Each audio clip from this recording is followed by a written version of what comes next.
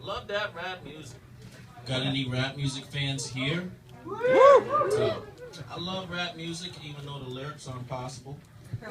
Rap singer Sean Kingston has a song called I Can Take You There, and the hook goes, we can go to the tropics, sip pina coladas, shorty, I can take you there. Sounds lovely. Then he goes, or we can go to the slums where killers get hung. Shorty, I can take you there. Why is that an option? Sounds like he goes through life making the worst plan Bs ever. We can adopt a labradoodle. We can call it Fufu. They have really nice dog hair. Or we can go to Michael Vick's house. Judge let him own dogs now. Dead dogs pay for our airfare. We can have candlelight dinners. I like how your face shimmers. Strawberry smells in the air. Or we can go to a dumpster. You'll like dumpster diving. Grease is good for your hair. We can go meet your mother. She said that she likes brothers. I'm black, but she doesn't care.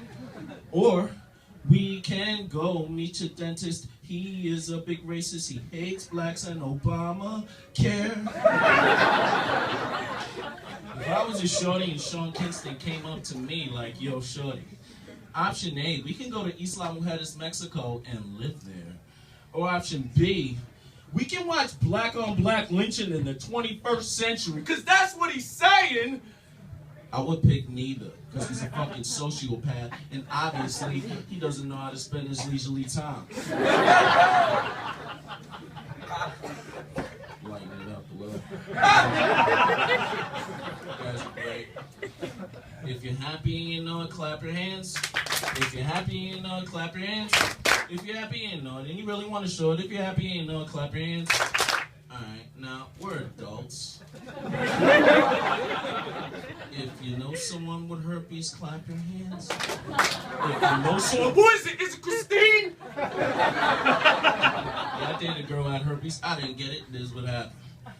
So your boy tried to go on condomless, you know, testing the waters. This girl goes, no, I have herpes. Which is a really rude way of telling someone you're dating, we can't have fun because my pussy is poison.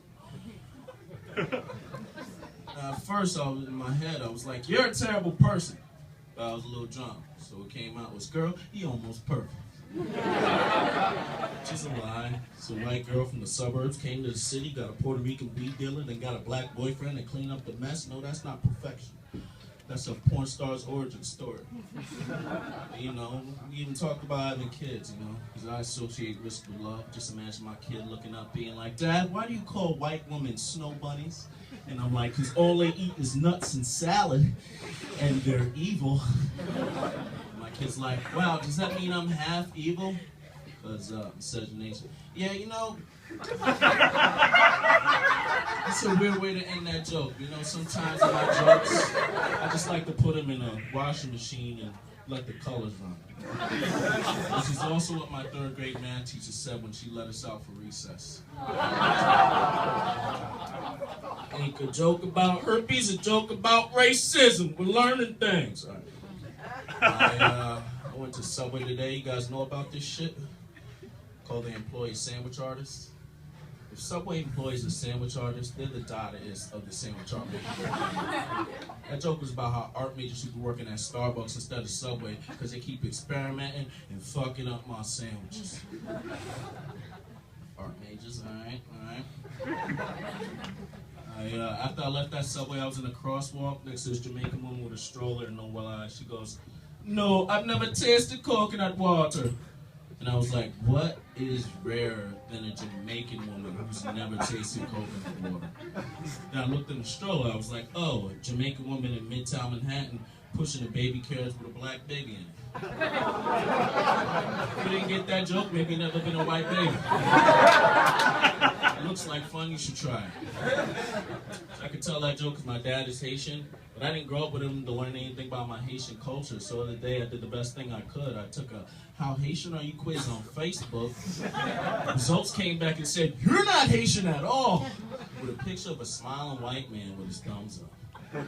So it's like he was saying, you're so not Haitian, you can do things white males enjoy, like skiing, smiling group pictures. I get it. I know it's nice to be a white guy, you know. So I was on the train the other morning, you know, headed to work, had a cup of coffee in my hand, trying to shake off a vague sadness. There's a white man sitting across from me, also with a cup of coffee in his hand. And I thought, what's wrong with this picture? And I figured it out. I figured that photo slogan is a fucking lie. Because the best part of waking up is waking up white. If I woke up white tomorrow, I kill the white privilege game. I just walk outside with hoodies made out of Skittles. I go to work and tell my black co-worker I went skiing, even though I didn't. He'd believe it. He'd just be like, well, that's how they are.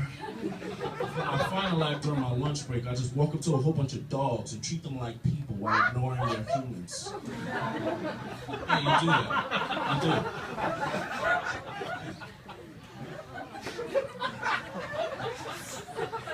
So my dad knows I do comedy. The other day he was like, Jordan, what's your comedic style like? So I was like, yo, Dad, I'm like if the late author Kurt Vonnegut and Stephen Wright had a baby, that would be homosexual necrophilia. And also not to mention biologically impossible. I told that joke at a show once, a guy came up to me after and was like, man, what's your dad like? So I was like, if you could imagine a Haitian volcano spewing hot magma, birthing an island, and then never paying child support for that. That would be my dad. I am a native New Yorker. I grew up in the projects. The other day, there were some white kids walking through. One of them says, see, it's not that ghetto. You know, which is kind of true. There are 4 blocks in my neighborhood. We have the circle block. It's called the circle block because it's a circular park, circle block. Then we have the cheese block because there used to be holes in our playground. Then we have the DS block because the Department of Sanitation houses their trucks there. And then lastly, we have the no-name block, which is just called the no-name block because it has no park, so no-name block. So as kids were kind of right, you know? My neighborhood isn't that ghetto, but the residents pretty fucking whimsical.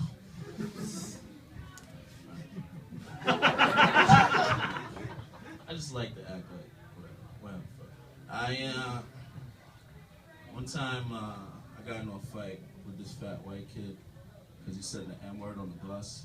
A bus pulled up to a stop sign, and in the next lane was a black man driving a single straight. And the fat kid went, nougat? I hate nougats. I said, what'd you say? He said, nougat, a candy made from honey paste, sugar, and nuts.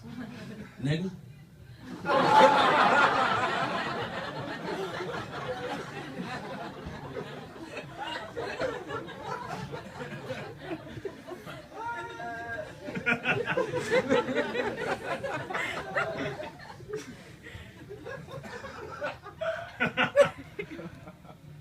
I like saying that joke sometimes because I like to hear the laughter and I know who says nougat in the comfort of their own home.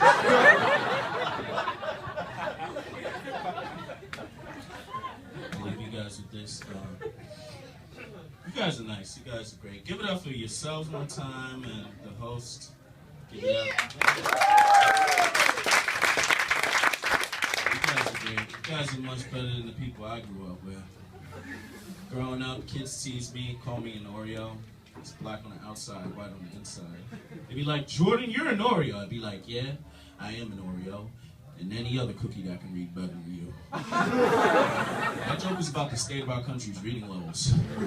Because the anthropomorphized Oreos are reading on a graduate level. If you don't know what that word means, you probably didn't attend Nabisco University.